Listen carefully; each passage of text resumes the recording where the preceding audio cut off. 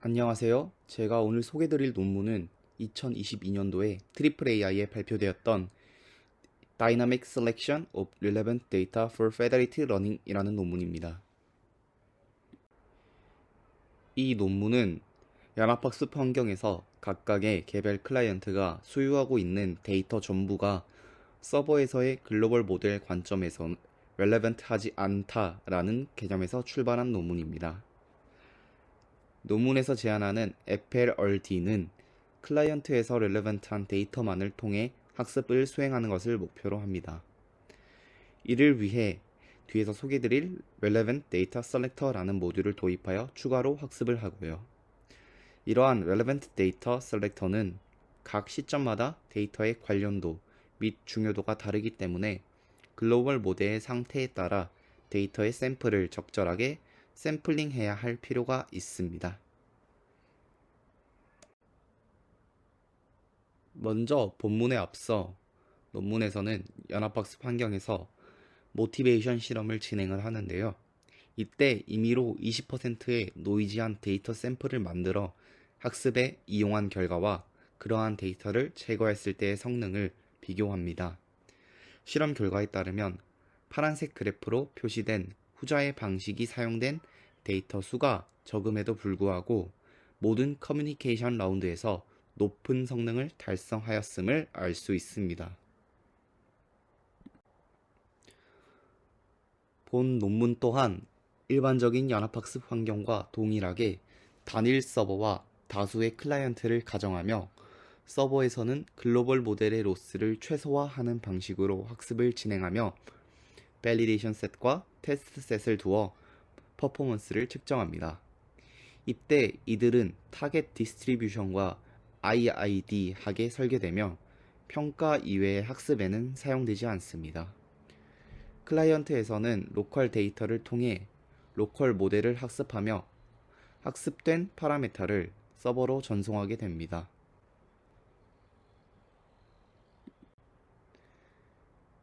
위의 그림은 간단하게 앞선 내용을 도식화해 본 것입니다.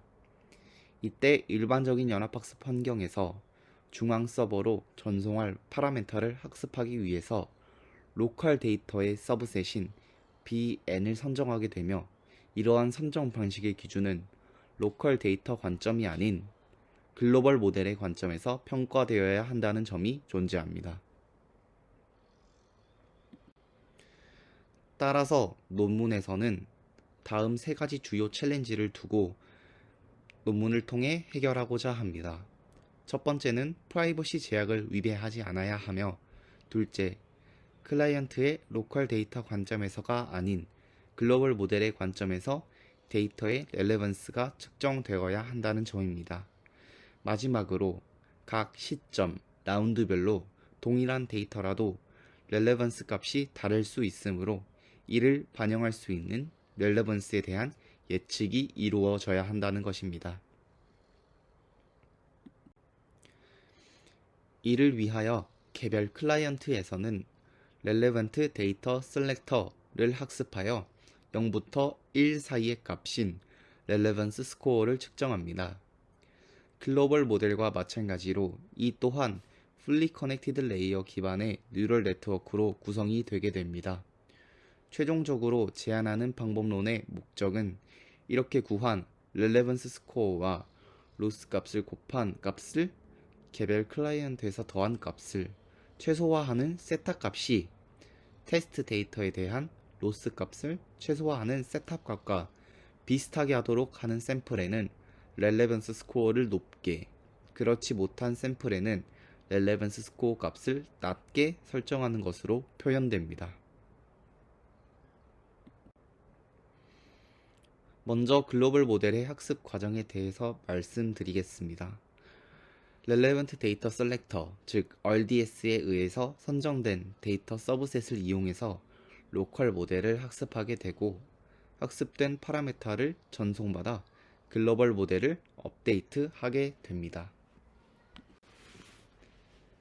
클라이언트에서 RDX를 학습하기 위해서는 측정된 렐레번스 스코어가 올바른지 잘못되었는지를 측정하는 피드백이 필요합니다.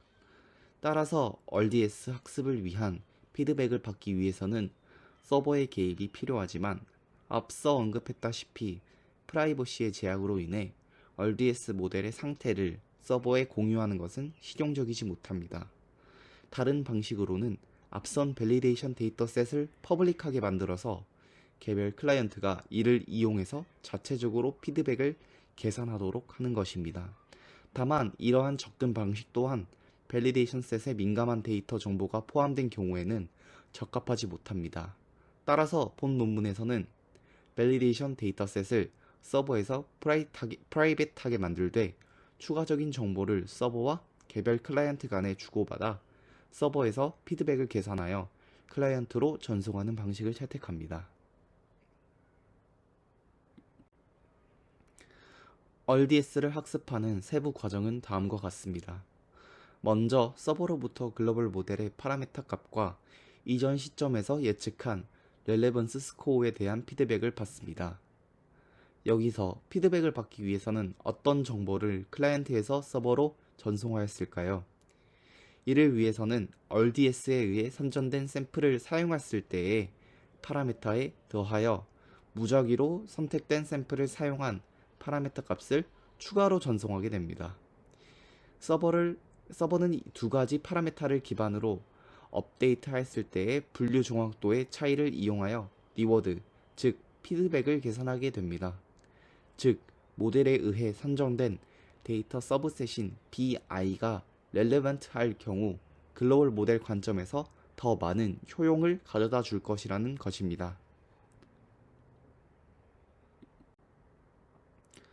본 논문에서는 강화학습에서 주로 이용되는 개념인 폴리시 그레디언트를 기반으로 RDS를 업데이트합니다. 강화학습에서 에이전트는 환경과 상호작용하며 어떤 행동을 취할지 학습합니다. 이때 에이전트는 환경으로부터 보상, 즉 리워드를 받고 이 보상을 최대화하기 위해 행동을 선택하려고 합니다. 이런 상황에서는 라벨 대신 보상 신호를 사용하여 모델을 학습시킵니다. 여기서 모델이 선택한 K개의 샘플을 사용한 성능과 무작위로 선택된 K개의 샘플을 사용한 성능을 비교하는 것은 보상 신호를 사용하여 모델을 학습을 유도하는 것이랑 유사합니다. 먼저 논문에서는 유틸리티 펑션을 정의하고 개별 클라이언트에서 리워드 값의 기대값을 최대화하게 됩니다. 이때 알파는 DI의 부분 집합이며 파이 알파는 DI의 확률 분포이고 베르누이 런던 변수를 산출하는 GXY에 따라 계산되게 됩니다.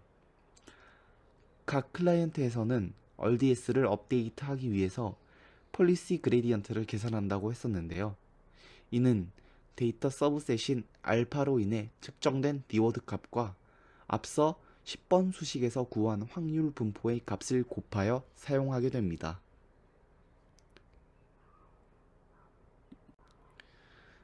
논문에서는 폴리시 그레디언트에 대한 근사화를 얻기 위해 12번 수식과 같이 폴리시 그레디언트 티오렘을 사용합니다. 이때 하나의 샘플로 구성된 부분 집합 BI를 이용하여 기대값을 근사화한다고 제안합니다. 결국 수식 12에서의 폴리시 그레디언트는 RDS가 뉴럴 네트워크에 기반하기 때문에 미분 가능하다는 특성을 지니므로 쉽게 계산이 가능하게 되며 이를 이용하여 RDS를 업데이트합니다. 최종적으로는 제안하는 아키텍처는 다음과 같이 동작하게 됩니다. 서버에서 클라이언트로 리워드와 글로벌 모델을 수신하고 클라이언트에서는 리워드를 통해 RDS 파라메타를 업데이트하고 이후 업데이트된 RDS 모듈을 통해 선정된 데이터 서브셋을 이용하여 학습된 로컬 그레디언트와 무작위로 선정된 서브셋을 이용한 로컬 그레디언트에 대한 두 가지 정보를 다시 서버로 송신합니다. 그리고 이를 종합하여 서버에서는 밸리데이션 데이터 셋을 이용하여 리워드 함수를 구하게 되고 이와 같은 방법이 계속해서 이루어지게 됩니다. 논문에서는 실험에서의 임의의 노이즈를 데이터셋에 추가하기 위해 총 3가지 종류의 노이즈 기법을 사용하였는데요. 첫 번째는 데이터 어트리뷰트 값 자체에 노이즈를 추가하는 어트리뷰트 노이즈, 두 번째로는 랜덤하게 라벨을 뒤집는 클로즈 셋 라벨 노이즈, 마지막으로 out of distribution 샘플을 랜덤하게 라벨링하여 추가하는 오픈 셋 라벨 노이즈입니다. 먼저 irrelevant한 데이터 샘플을 잘 찾아내는지를 확인하는 실험입니다. 10개의 커뮤니케이션 라운드가 진행되었을 때의 렐레번스 스코어 값인데요. 그래프에서 초록색은 원본 데이터, 빨간색은 노이즈 데이터를 나타냅니다.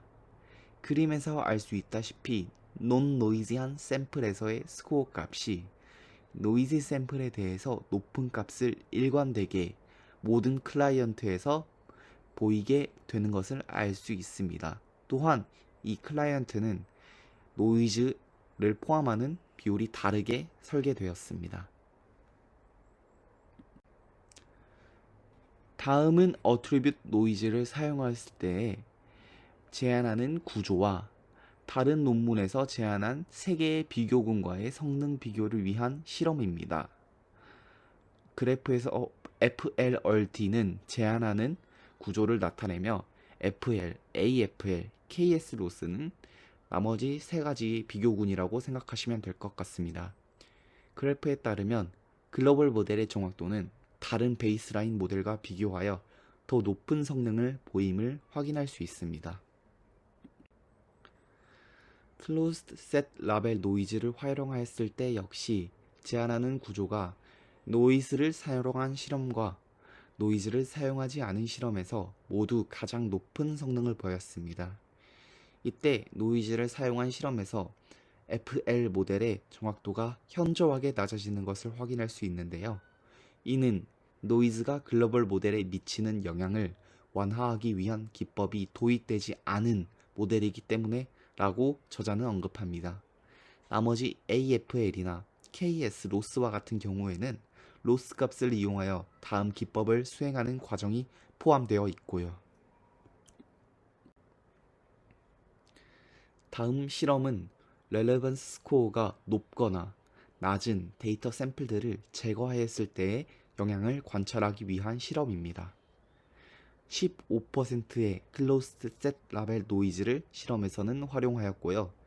실험 결과 높은 렐레번스 스코어를 가지는 데이터 샘플을 제거하는 것은 글로벌 모델의 성능을 저하시키는 반면 낮은 스코어를 가지는 샘플을 제거하는 것은 성능 향상에 도움이 되는 것을 알 수 있습니다. 또한 추가적으로 낮은 스코어를 가지는 데이터 샘플을 50%까지 제거하였을 때도 글로벌 모델의 성능에는 영향을 미치지 않음을 왼쪽 그래프를 통해서 알 수 있습니다.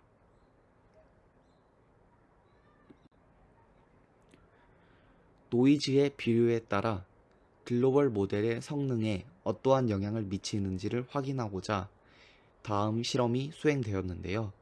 실험 결과 제안하는 방법은 10%에서 40%까지 범위에서 노이즈 범위에서 전부 로버스트한 성능을 유지하며 FL이라는 베이스라인 모델보다 더 높은 성능을 일관되게 보여줌을 확인할 수 있었습니다.